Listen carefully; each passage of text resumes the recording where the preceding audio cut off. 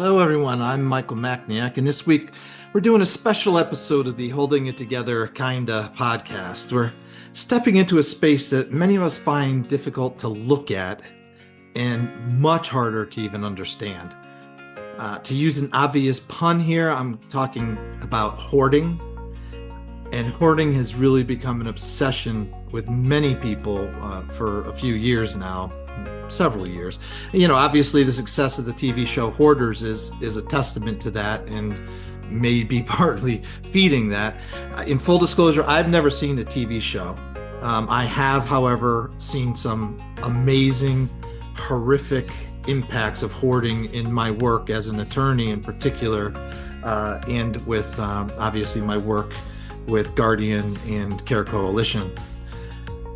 I've even seen a situation, what I would call collective hoarding, where I had an entire family that was living together and they seemingly morphed into this outrageous behavior of collecting things, everything from dachshunds, the little dogs, to toilets, used toilets, no joke. Now, when most of us see a home that's overwhelmed and cluttered, the first words that come to our mouth, oh, they must be lazy, they must be just messy people. But if we get beyond that surface level, if we scratch a little bit deeper, we got to look at the people that are there in that home. It's not necessarily a choice, folks. There's really a psychological disorder that's very complex, and it's rooted in some real profound challenges. You have the internal struggle, where an object isn't just an object. It can be a memory or a safety net or a piece of one's identity on some level. And then you have what we might also call the invisible burden that's going on. And with that, I'm talking about the headlines that we see in the TV segments, the most significant impact beyond the piles in the crowded hallways. It's what's going on inside the home. The husband who feels like he's a stranger in his own home. The kids who feel like they can't walk in. The literal and figurative wall that is being built up, and it creates this silence, and it's just profound throughout the home. It really lives at a really complex intersection of mental health, property rights, personal rights, and of course, community safety. So we're going to go beyond just the stuff that people are collecting, and we want to get into like the meat and potatoes, the soul of it. So I'm joined by my usual panel. Today, Sarah's not with us, so it's just Stephanie and Angela joining me, and we're going to get into a little depth around hoarding and some of the intricacies and some of the very fascinating aspects of it overall.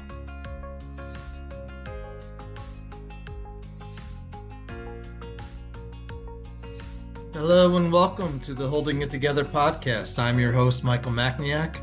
Here we will get real in our conversations about mental illness and caregiving and the messy reality of keeping it all balanced. There's no sugarcoating, no clinical jargon, just real talk about the hospitalizations, medication battles, and the toll it takes on a home and everybody in it. This is for the parents, siblings, and partners who are doing the impossible every single day. Holding It Together is a home for the overthinkers, the multitaskers, and anyone who's out there that's feeling like they're just one spilled cup of coffee away from a complete meltdown. Find us on YouTube at HitKinda, that is at HITKINDA,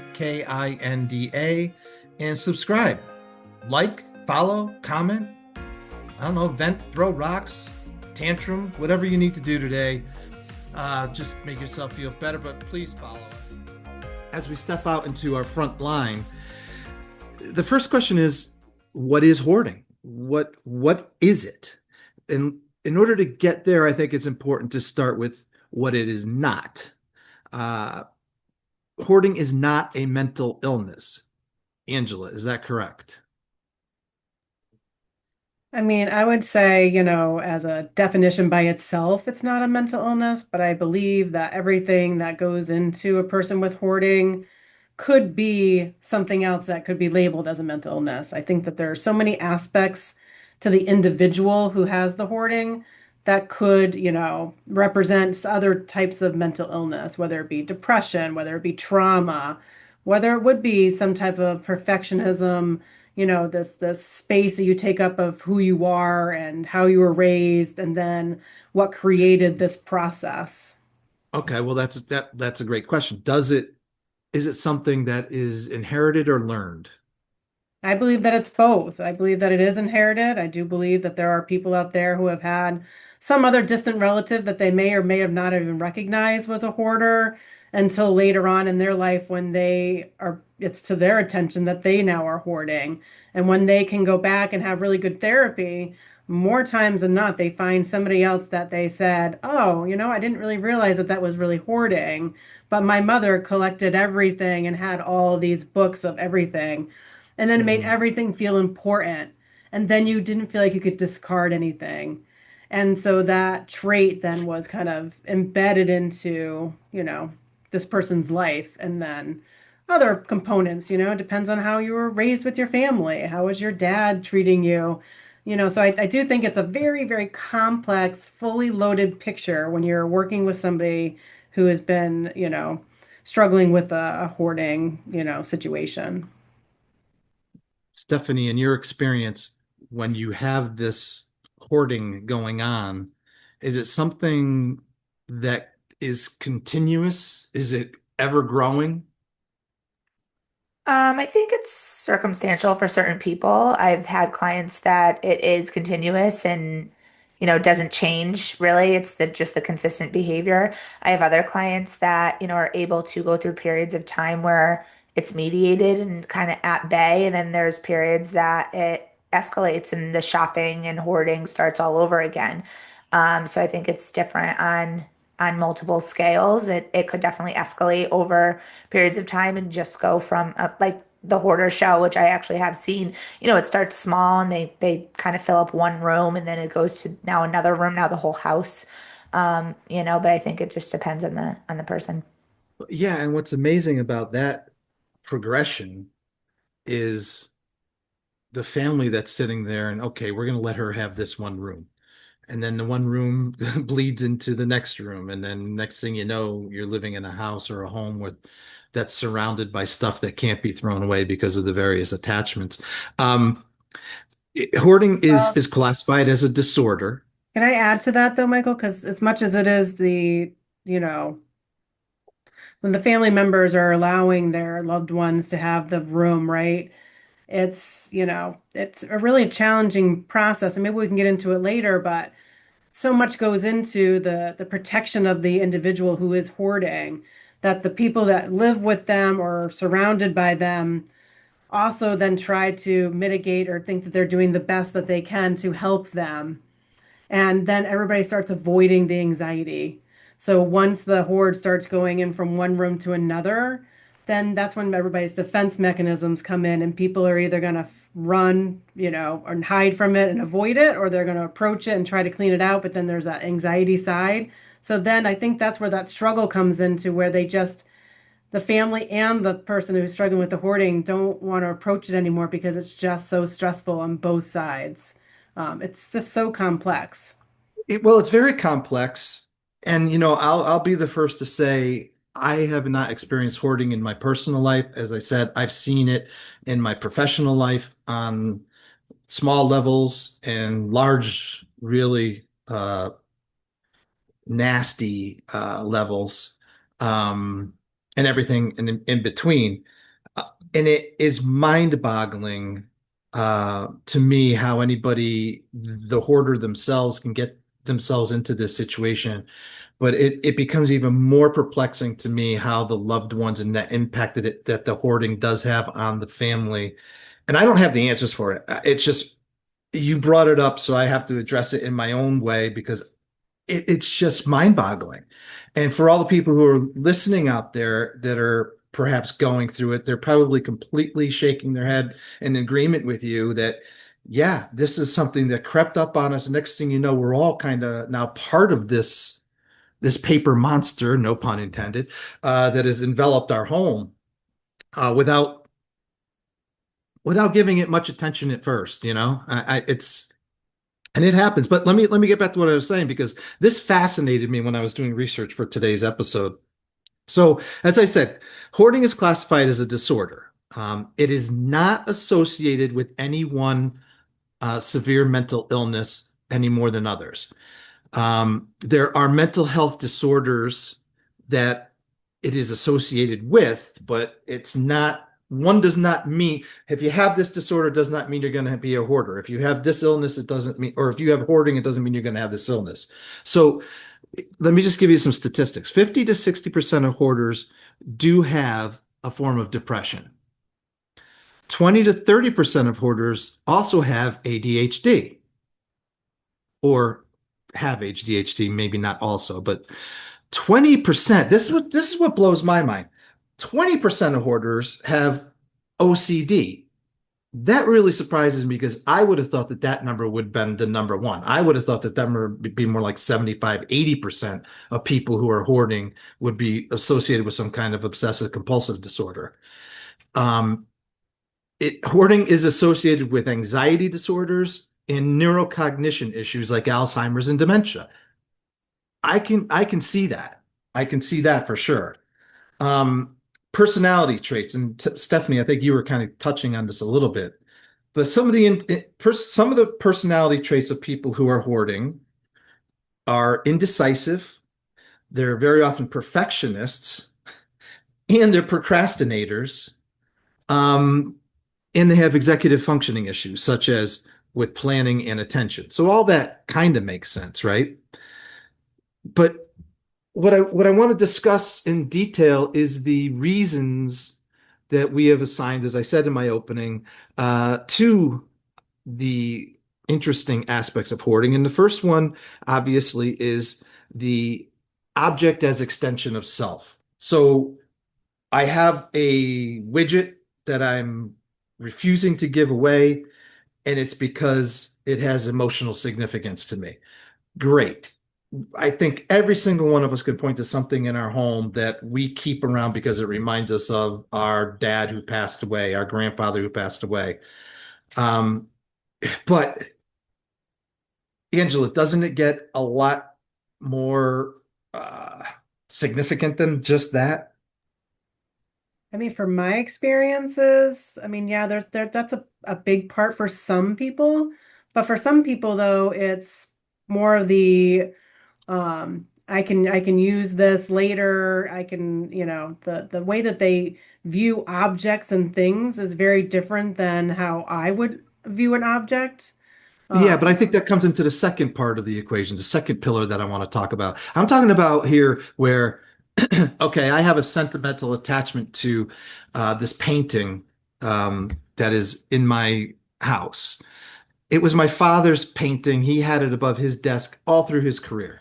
And when he more or less retired, I took the painting and I've always put it above my desk, wherever my workspace is.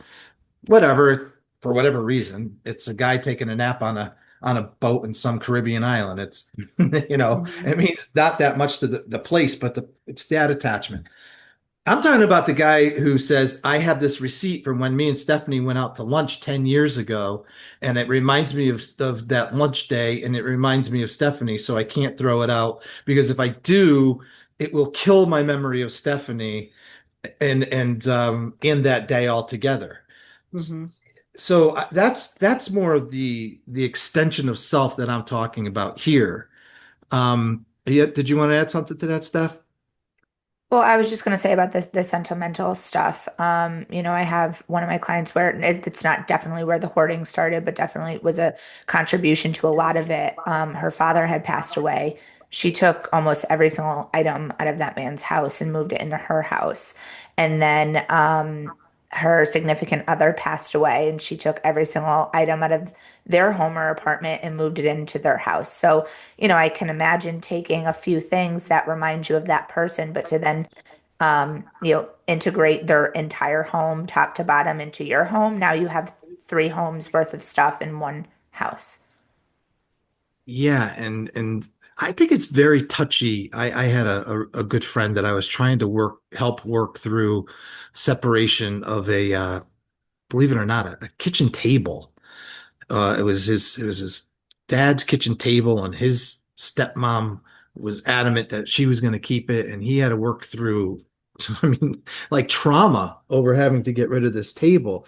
So it becomes very hard to understand, but at the same time, it's also so delicate, isn't it? When you're talking about someone's grief connection to an object or a series of objects. Mm. But in your case, you're talking about a woman who had three different houses full of stuff, stuff, no matter what it was, just because it was related to that one person. Yeah, and I could see, from my perspective as a more rational person, I could see, keeping a shirt or a picture or a few things, but I didn't see the connection to the coffee table or the 40 shirts that person owned, and then that's where it became overwhelming for her too, because at that point the house is to the ceilings, every single Yeah. room inaccessible. Yeah. No, I've seen that too. I remember walking into one little old lady's house. She had an apartment down in New Haven, and she, she barely could get the door open. And once she got the door open, it was, Angela, I think you were at this woman's house.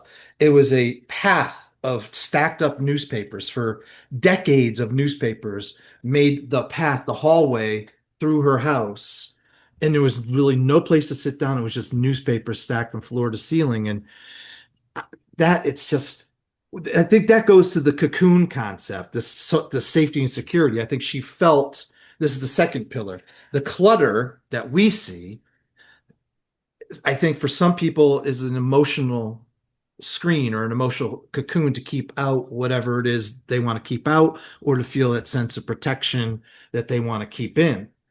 And the third pillar that we need to talk about is what Angela was bringing up, this responsibility on some level. Um, for instance, I can't throw this toaster away because it could be fixed someday. Um, I can't just let it lay in a landfill. It's bad for the environment, and somebody else may be able to use it someday. Well, next thing you know, you got six toasters, all with the same set of logic attached to them. Angela, you got any good stories about this? Because I know you do. I do. I want to go back to your cocoon though, because we also had that mutual client where he had all the magazines and the movies that were, What kind of and he had magazines his and chair movies, right in the Angela? middle of all of his stuff. And he Yes. wouldn't move any of it. Even if we tried to organize it and tried to like get it up off the floor and stuff, he just couldn't You know, rationalize moving it because he needed to be able to see all of his pillars of stuff and to make sure that everything was still there and he really did cocoon himself literally inside the middle of his living room, which was really you know what's challenging funny for about safety. this? You know what's funny about you bringing that guy up? I totally forgot about him. Folks, not to beat around the bush, but one entire room of this man's house was dedicated to pornography. Hmm.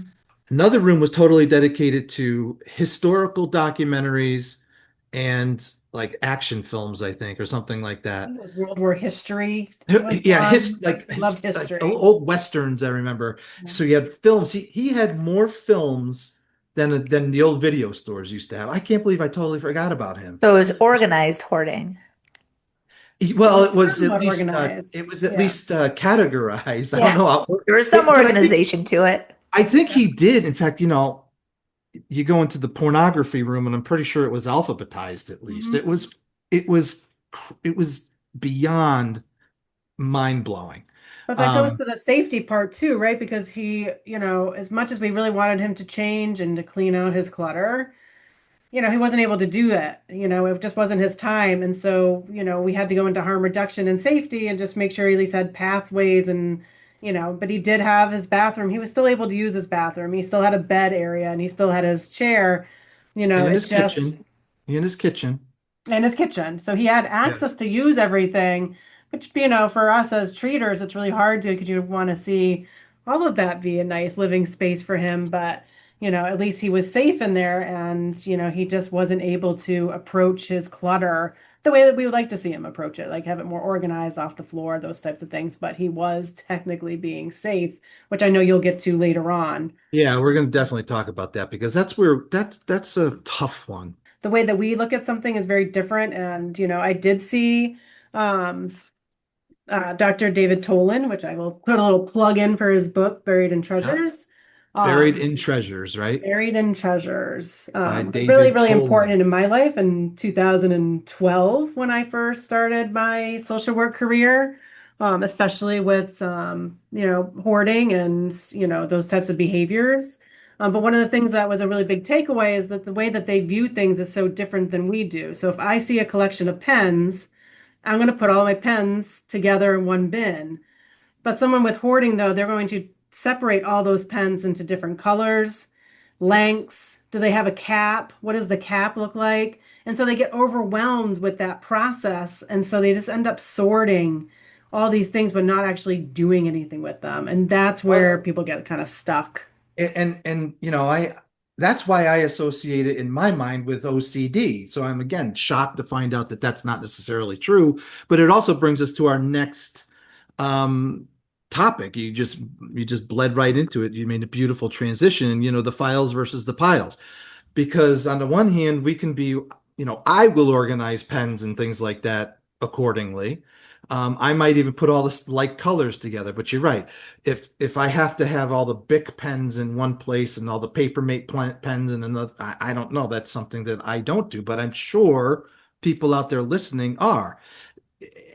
With hoarding, the difficulty with the categorization that Stephanie and I were just sort of joking about is that the people who are involved with hoarding, they think that everything is special, and therefore nothing necessarily can be categorized together, right? So you can't just say a pen is a pen. Let's put all the pens here. Am I saying that correctly, Stephanie? Yeah. Yeah. Okay. But then we also have the issue of the problem with this decision making and problem solving, which then makes the act, in some cases, of sorting completely impossible, like the woman with the newspapers. Mhm. You So, just end up sorting it into other piles in your sorting area. So then one pile now became six piles. And then those six piles now are going to come 12 piles. And then it's so overwhelming, you can't address any of the piles anymore because it's now they're too disperse. And then that's when the avoidance comes in. well, from what my research showed, again, I do not have great experience with hoarding in on a case by case level, on a clinical level like you guys. So I did some research so I can even engage in this topic with you guys. But what I think happens from what I researched, Angela, is that they have these fears of memory loss or attachment loss to whatever the object may be. And then as you say, they put them into their piles, and now their memory loss is such that, well, I can't remember why I had that pile, but I need that pile to stay there because there's a purpose behind it somewhere. And sometimes folks don't even remember why they had the pile, the meaning of the pile, the categorization that Stephanie and I were talking about, or why something in that pile was special that led to the creation of the rest of the pile. Um, does that resonate with what you're talking about? Yeah, absolutely. It's hard to so when you're got somebody that's sorting and then can't discard, right? For whatever the reasons might be, because sometimes it could be because I can use that, or it's something so good, why would I need to sell it? So I'm gonna wait and sell it and then nothing ever happens with that. And then once you approach somebody about a certain situation where you're noticing now that these piles are now intruding into your life, then these defense mechanisms come out and various forms, right? Some people get depressed, some people get angry, and kind of probably brings you to your next part. I was just gonna say, are you reading the show sheet? You have it right in front of you, I bet, Yeah, I got right? my show sheet out. Yeah, I'm prepared. because I was going to ask Stephanie about that, the emotional regulation and the parting, the pain of parting. When this is the third pillar that we often see. So we have our three pillars. We have the first one, which was, let me go back, um, the attachment, the extension of self. The second pillar is the information, the files versus the piles, and how we categorize or don't categorize. And then the third one is this emotional regulation. And as soon as you started saying that, I thought of Stephanie's example of the woman whose husband or husbands passed away, or significant other, Dad and significant other, yeah. dad and significant other. When you asked her or had discussion with her about getting rid of some of this stuff, what did that do to her, or from your perspective, what did it do? I mean, I did the research. I know what some of the things that physically goes on with somebody, but what did it look like on your end, from So your perspective as a clinician? I didn't actually for her in her case. So by the time I came in, that stuff was already in the house. It was already, I had learned to find out that a lot of the stuff in the house were belonging to these two people. But then in addition to that, she was also hoarding a lot of household items, home repair items. So there were other areas that were more in the focal point because the house was so heavily hoarded. So a lot of it I couldn't even see past a doorway to a bedroom of what was really in there. But a lot of the stuff in more, the living room and the kitchen where I would walk by was stuff she had acquired on her own. And when I tried to breach those type of topics of, all of this stuff that needs to be kind of managed a little bit better and probably disposed of if she wasn't using, it always came back to, oh, I can return that, or I need to use this PVC pipe for X project. And she's talking about returning things that are years old Yeah, yeah, purchased yeah. like that. Home Depot's not taking that back. So they're really it was a very, very difficult thing. And unfortunately in her circumstance, when she was psychiatrically stable, she had the pathways. She had access to her fridge, which was clean and well organized. She had access to her sink and her bathroom, and her bed was clear. So the necessities were being Right. met. So it wasn't as high up on my radar to kind of delve into the hoarding issue. But it was very apparent every time you walked in her house. If I kind of took one wrong step, this pile might collapse a little bit. Or she had a dog, and the dog would get very excited when people would come over. So the tail would start wagging, whack something off of there, and Knock then it's something off the table? Really? well, Yeah. off of a pile. The tail would hit Yeah. the pile, and then all of a sudden stuff would start to fall into the pathways, and we'd have to pick it up and kind of put it back. Did she Um, react like in an anxiety-ridden way that, oh my gosh, I have to get no, that fixed immediately? no. Like See, I she would think just that's walk where my past it, OC, pick it that's up, where and my belief in the OCD comes in, that, oh my God, that fell over. I got to fix this right away and organize it. But that's not the case, is it? no, she would kind of sometimes walk right past it. If it was something that happened in front of her, she would pick it up and put it back. But, if it happened when the dog was near me and she's on the other side of the island, she wouldn't come around immediately to pick it Yeah, up. yeah. She would just kind of fix as she went. But she was difficult too, because you'd ask her, like, here's this goal. I want you to clean off your kitchen island. Maybe we'd come back the next time. The kitchen island is clean, but I know all you did was move that stuff from point A to point B. It wasn't Gotcha. thrown away. Um, Yeah, moving pile A16 from the left yes. to the right, it So does I not cleared clean this it. area, but now Yeah. I've made this area worse. It was Right, so right, it was right. hard. It was challenging. But for these folks, it doesn't go to the physical area as much as it's all about the category or the sentiment attached to those particular items. When we talk about this emotional regulation, I could tell a story. Getting back to the family, I had an entire. I was representing an older woman who had two of her daughters living in the home with her. The two daughters had gone off on their own and came back because of divorces or whatever the case may be. And she had an adult son who was developmentally disabled, and he was living with her as well. Well, the oldest daughter and the son were had hoarding issues for sure. The mother did too, but hers was very different. The son would walk around town with a shopping cart, and he collected whatever things he could find that seemed interesting to him. He loved hubcaps from cars, and he loved toilets, discarded toilets, and he had piles of these things down in their basement.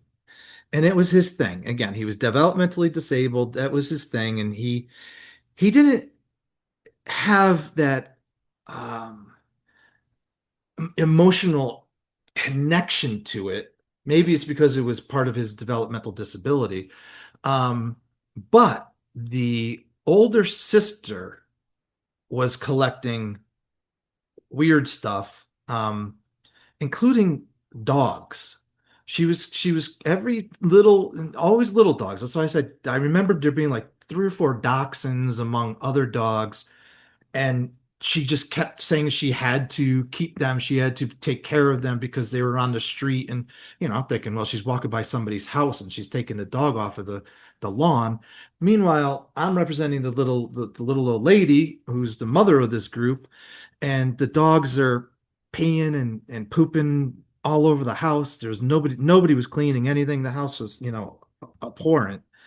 Um, so it went to court. We had to go to court, and I had to report to the judge about this. And whenever he said that they had a certain amount of time to get it cleaned up, the horror, the visceral reaction that this family had collectively to having to get rid of this stuff was it was mind blowing. But that's one of the things.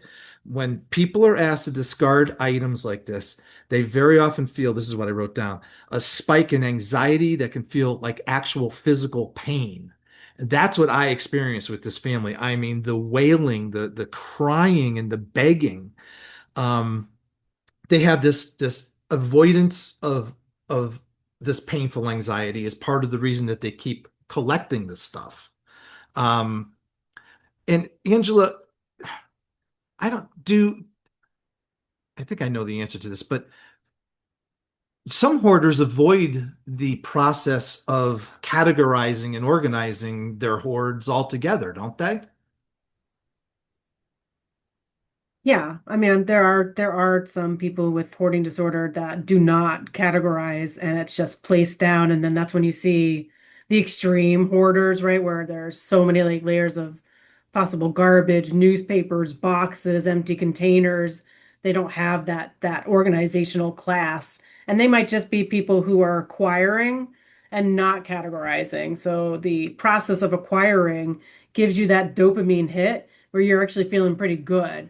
And Yeah, so that might be that's a part great of the way to say it. process. Yeah. So you're getting the dopamine hit when you're getting the stuff, and to Hmm. get rid of the stuff is the exact opposite. And I don't know the medical term for what the opposite of dopamine hit would be, but it's a real downer. Hmm. So it's a self-fulfilling prophecy. Is that the right term? Basically, by avoiding throwing it away, you keep getting more of the hit, more of the hit, more of the hit by collecting more. So now you really got a hoarding situation going on, Yeah, that right? process of avoidance is real. So, you want to feel better, and so you acquire. But then when you don't feel good again and you see everything that's going on, and most people do have some insight into that there's a lot of stuff, but then that anxiety creeps up again. And so to make me feel better, I'm going to go shopping, or I'm going to go and get this. And so it's a cyclical pattern of avoidance, really, right? I need to Yeah. feel good and I want to avoid being anxious.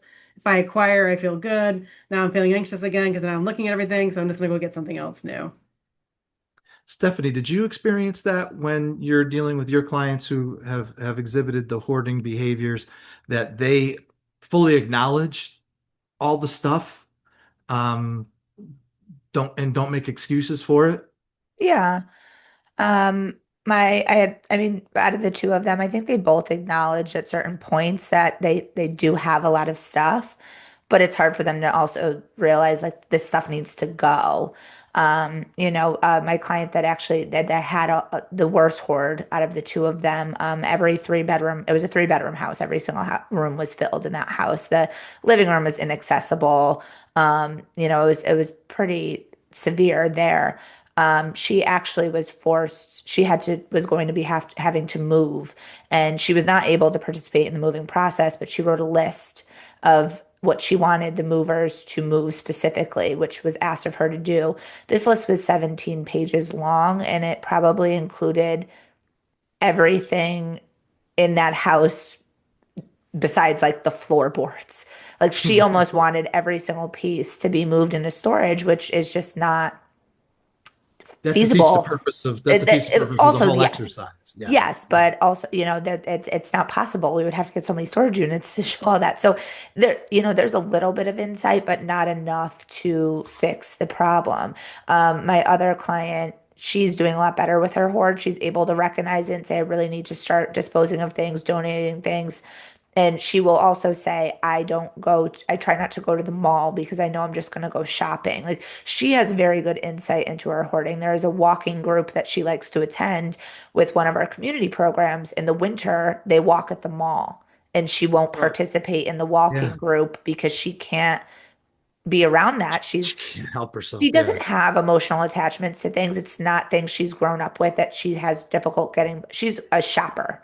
So for right. her, she just wants to go out and get a little good retail therapy, but then she has too much. So she's a lot more workable than my other client with more of those emotional attachments to her things on top of, Yeah. everything else she's purchased after. I could see that as more of a, this is probably a horrible analogy, but the guy who knows that he can't be around alcohol because if he's around alcohol, he'll drink it and it's not good. So I give her kudos for that, that kind of insight. Yeah, it's just But easier for her to avoid this situation because she knows. She knows right. better. But that's not in any way to insinuate that hoarding is necessarily on the same level as an addiction. Is that correct? I don't think so. I mean, I think it has periods to it, like you get that shopper's The high or like dopamine. the Yeah, yeah, dopamine hit, like Angela yeah, was talking about when you get something nice and new. yeah. But I think for her too, after she's done shopping and she comes home and she sees, I have nowhere to put this. I Hmm. think that kind of comes back on her in a more negative way. She actually does have, when we were just saying how it ties into other mental illnesses, she has major depressive disorder. My Oh, other there you have. client is bipolar, has bipolar disorder. So I thought that was interesting too, that it wasn't bipolar disorder was not listed as one of the other mental illnesses that can be associated with hoarding percentage wise. I don't think that this was a mutually exclusive list that I Yeah, gave I'm you. sure. 50 to 60% of hoarders do have a depression, and have MDD, Yeah. right? 20 to 30 ADHD and 20% OCD. So I don't think it's mutually exclusive. I'm just saying that interestingly enough, here's something that we do see Yeah. as a parent.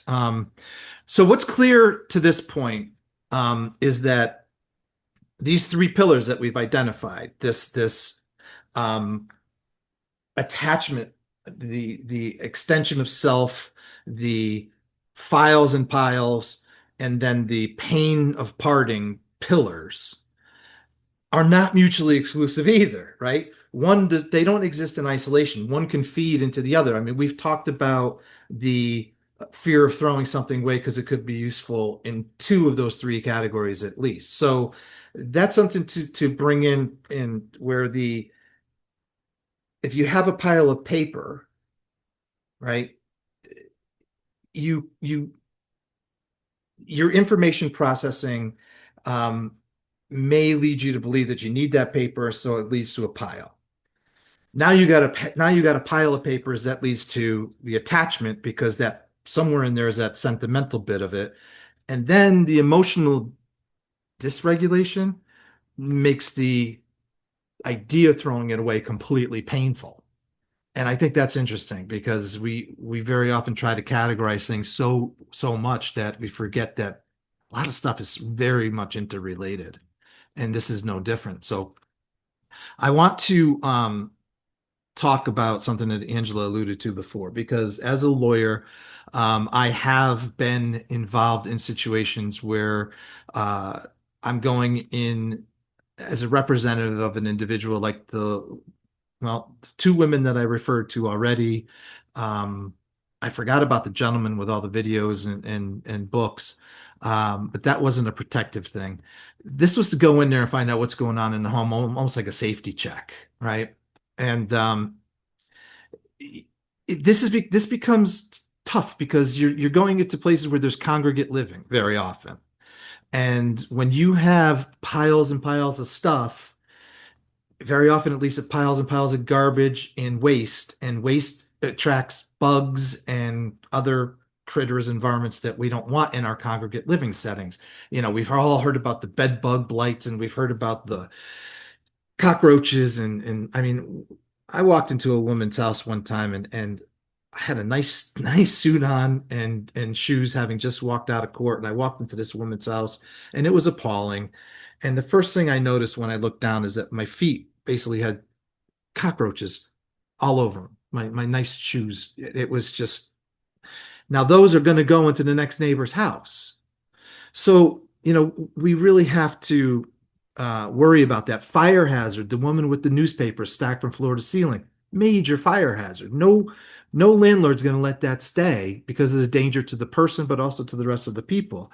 We also have blight laws that require us to keep our homes presentable within a community, so our neighbors don't have to look at what appears to the rest of us as garbage piled up on our streets.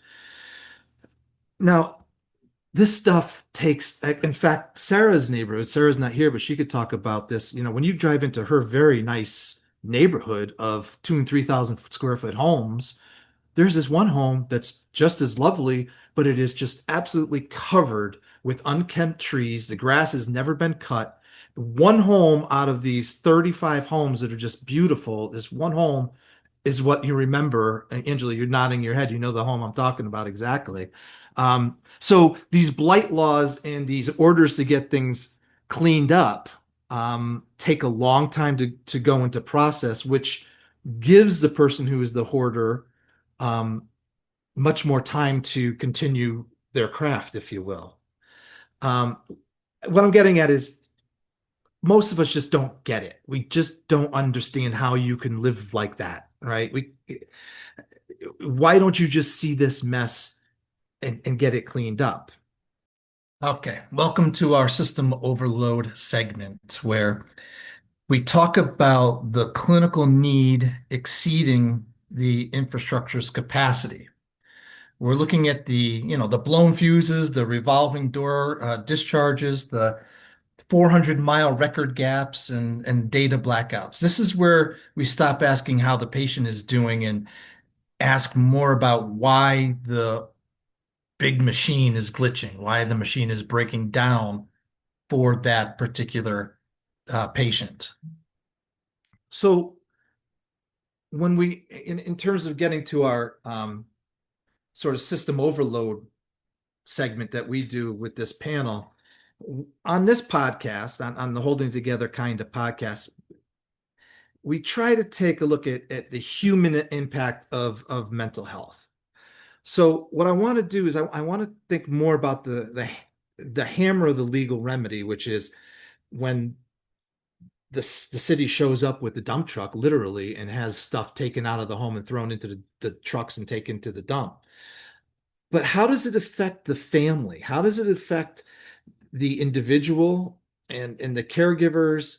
Beyond the obvious, what do you see is going on in the trenches, in that home? And Angela, are there particular treatments that are used to address hoarding in the person who is doing the hoarder themselves? Is there particular treatments that tend to be more effective and impactful than others?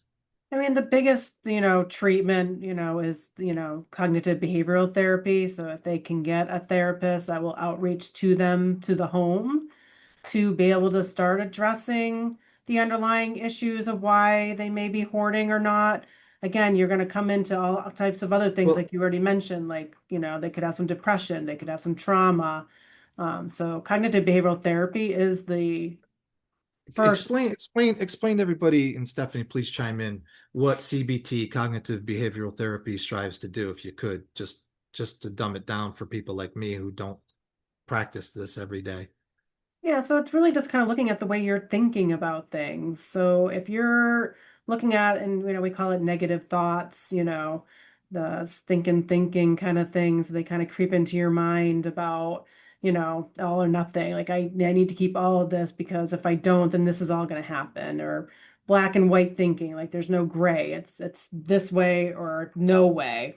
And that kind of feeds into like perfectionism, and all of us have these negative thoughts. But for people with hoarding or other disorders, the pendulum is the tips too far on one side. And so then they start believing these thoughts, and the cognitive behavioral therapy is hopefully going to help them see that there's another way to think of something. And how do you get there to get to that other side of thinking? It's not all or nothing. There can be some gray. It doesn't have to be perfect. It can be good enough. And how do you get there? So that's what CBT really does. And for people with hoarding, exposure therapy is the other part of it is let's look at this thing that you're attached to. How can you let it go? Like what are your feelings? What are your thoughts? How are you processing this item and hopefully helping them address it. So if it's, I'm afraid that I'm going to mess up or I'm going to throw away something that's really valuable, the exposure therapy might be, well, let's throw away something valuable and see what happens. Let's do it together. That type of processing. Well, and so then Stephanie, when you're working in a clinical capacity with folks that are hoarding, what is the value or what, I mean, how high is the value of earning their trust to be able to say to them, let me hold your hand and help you to throw this item in the garbage? I mean, that says, trust me, if you throw this away, the world is not going to end. Let's hold my hand, hug me, do whatever you got to do. What is the value of building that relationship? I think that's huge. I think that's all of it. Like, if they don't trust you, they're not going to be willing to work with you through all of this. It's very difficult for them to let go of even one singular item. It's also very time consuming. I mean, if you were to go through an entire hoarder's house with them item by item, it would probably take 17 years. pages worth. Years, because then every item has a backstory or a back and forth conversation of why they can't get rid of it. It's not a simple yes or no. So I think definitely building trust with that person, so the process can move a little bit quicker, and also them knowing that you understand their thinking and how they feel about these items, and you're not just viewing it as junk and let's move this along kind of thing. I also think for people, when the dumpsters show up and other people start just throwing everything away because it needs to go, is very traumatic for them. Has to be. Yeah. They need to be involved in the process and be making the decisions and be okay, or they're just going to start hoarding all over again. It's fixing the issue at hand, but it's not fixing the larger problem on a bigger scale where they'll just start hoarding all over again. You should have seen me and my friend trying to move my ex-wife from Ohio to Connecticut when we were getting married. That was, and she wasn't categorized as a hoarder, but some of the stuff that was sentimental to her, and we had to sneak stuff out of the house. But anyway, all right. So along those same lines, then you build the trust with someone, and you theoretically can get them to recognize that there may be some stuff that can go theoretically. Does that trust building, and is it a logical next step along those ways to impress upon the hoarder the emotional impact that it's having on the other people in the home? And is that possible, Stephanie? Yeah, I think so. I think it's emotional for everybody that's in the home too, especially if you're not the hoarder yourself. Um, I know a lot of people end up at, like, if their mother's hoarding, you get that behavior too, and then you kind of start becoming a bit of a hoarder.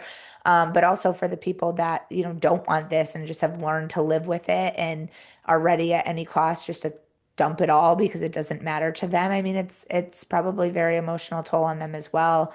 Um, and that you just don't know how to approach it with your loved one. Like Angela was saying, I think in the beginning, that it could be very an anxiety ridden kind of conversation, even breach, so sometimes it's easier just to not talk about it.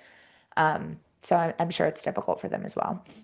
Oh, I can't. It's got to be. I mean, it just gives me anxiety just having this discussion. Angela, you wanted to add something here? Yeah, I was just thinking back to the one time that we had to do a clean out. The landlord had already gotten involved, and the daughter, had to move out her stuff. The daughter was, in her 50s, and she had two adult grown children, and they had been for years trying to help her manage this hoard so she wouldn't get evicted. And unfortunately, the eviction still happened. And sometimes when you have a hoarding situation like that, the family needs the team to come in. They need the social worker there to help their loved one because they just don't have the emotional space for it. They just want them to be better, but they also need to clean out this hoard that they probably have done 3 times already and don't want to repeat the same process. Now they have a homeless mother. There's all these emotions that come into it, but I do think that one of the things that was good for this situation was that there was a team. There was the landlord who was kind of the enforcer that this had to happen, the social worker and the clinical team supporting the family and the individual who was being evicted. And, the property manager was also involved, and so everybody kind of took a role to be able to effectuate the change. But then the clinical team would have to then carry out the actual hard work, right? Which is the cognitive behavioral therapy, the readiness for change, so that it doesn't repeat the pattern. But I think when you're first initiating the hoarding situation, and it usually comes from some type of law enforcement or housing, where the family is already exhausted to that point. They've already tried 3 or 4 times to help their loved Well, one. So okay, so this brings us naturally into the final segment that we get into, which is the cracks in the system. As you've seen, we often talk about this concept of a safety net, but now I want to look at the cracks. This is our segment that we call the cracks. These are the invisible lines where families lose their voice and patients lose their way, from rigid privacy barriers that prevent or isolate loved ones to financial abysses, which are always halting progress. We're asking, why are these gaps here and who is falling through them? In this segment, we stop looking at the person who fell and start inspecting the holes in the floor that they were forced to walk upon.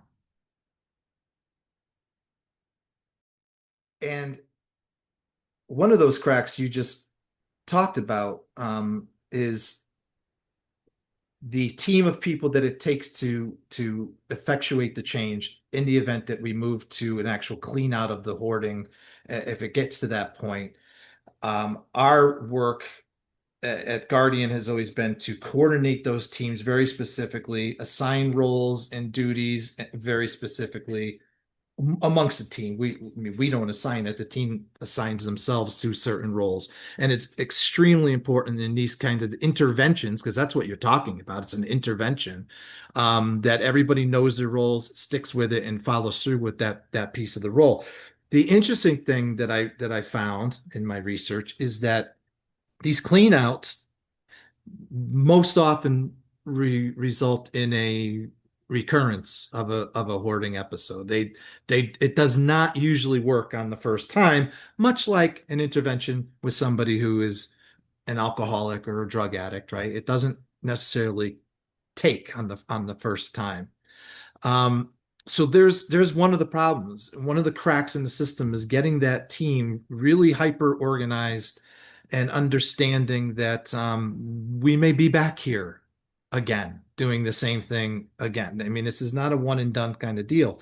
But one of the things that I see as a crack in our system is identifying who and where and what is available for the hoarder and for the family trying to care for the hoarder.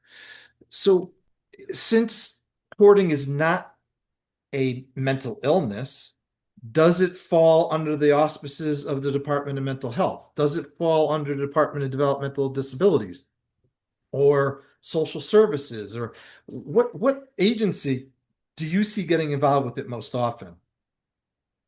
I mean, for me, it's mostly the mental health side, because I do think that a lot of people with hoarding have co-occurring disorders, like you said, with the major depression or OCD or whatever else they might be experiencing with anxiety. I would say the Department of Mental Health is probably one of the bigger ones, along with social services, because the other side of people with hoarding that's gotten to a certain point is more older adults. The That's what I two, was going to say. yeah. Your aging populations lead to dementia. Obviously, that's one of the unfortunate things about getting old. Dementia kicks in. Dementia is a trigger for hoarding. We've seen that, and the agency that I've seen involved most often in my work, from the legal perspective, is the Department of Social Services slash Elderly Protective Services, Mhm. because very typically it's the landlord and other residents who are seeing this on the first hand basis. Mhm. Very typically folks are not caught up in service systems. They're not caught up in mental health, the Department of Mental Health. Yes, we see it in our work because, as you said, mental illness very often has a component of hoarding to it, or vice versa. But in real life, a good call to a local Department of Social Services agency, elderly protective services for outreach, even the police for a wellness check, I think are good resources that are available to people in the community. Um, Stephanie, do you had anything to what you agree with those? I mean, where else what other resources do you see that people are using to address the hoarding in their lives? No, I definitely agree with that. You know, the Department of Mental Health and especially too, Department of Social Services and the EPS when it gets to that point. I think, you know, a lot of times when hoarding is the biggest issue is when landlords or other people are noticing it and it becomes a safety problem. You know, I've had clients that had a Section 8 voucher. So, you know, the voucher, you have to have your home inspected on a yearly basis, or the fire marshal comes out to deem your home safe and appropriate. And then you're kind of under like, you know, a time limit with, okay, I'm coming back in 3 weeks. These are the problems that need to be fixed before I could pass your home. And, you know, that's important too, because if it doesn't pass, Section 8 isn't going to pay their portion of the rent. And then, you know, you're jeopardizing the housing for that person. Well, and that creates more stress and more anxiety and leads to more hoarding and wanting that dopamine. It's such a vicious cycle. Yeah. And you know, the last word on this from me would be that we also have to be cognizant and worried about the dignity of the human right to collect their stuff versus the safety of other people, the safety of that person, and how we make a balance for all of those things. You know, we can get in as a fiduciary. What are my roles as a court appointed fiduciary to keep this person safe while trying to honor their wishes and respect their wishes as well. So there's Yeah. no easy answers for this, but folks, I think that, you know, if you're listening, you good places to start are your local. Some towns have social workers. Some, you know, if not, you can go call your city or your state and ask them to get involved and There's make a task referral. And force now too. In Connecticut, we have a hoarding task force there's a where hoarding you could task call. force. Yeah. Who is it, but Um, who runs that? Wouldn't that be the Department of Social Services?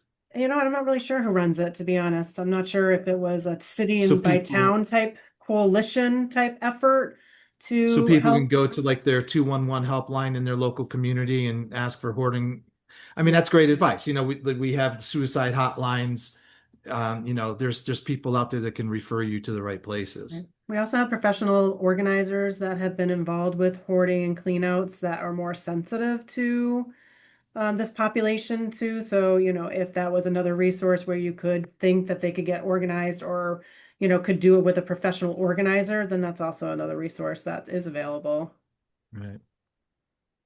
All right. Well, this has been a pretty interesting discussion from my perspective. As I said, you guys were fired up to have this talk, and I'm glad we did because it was interesting to me to do the research and I learned a lot about it. And it opens up my eyes to, you know, I've dealt with it from the legal perspective. You guys deal with it from the clinical perspective, and we've both seen it boots on the ground in the homes, and the people who are listening are living with it. Um, and again, we gave you some solutions possibly. We're just pointing out to you that the mess, no pun intended, the messiness of this is not something that you're alone in, and that there are other people that are on the same journey as you. So, Angela and Stephanie, thank you again. We'll see you guys all in a couple of weeks. Until then, try to hold it together. Kinda.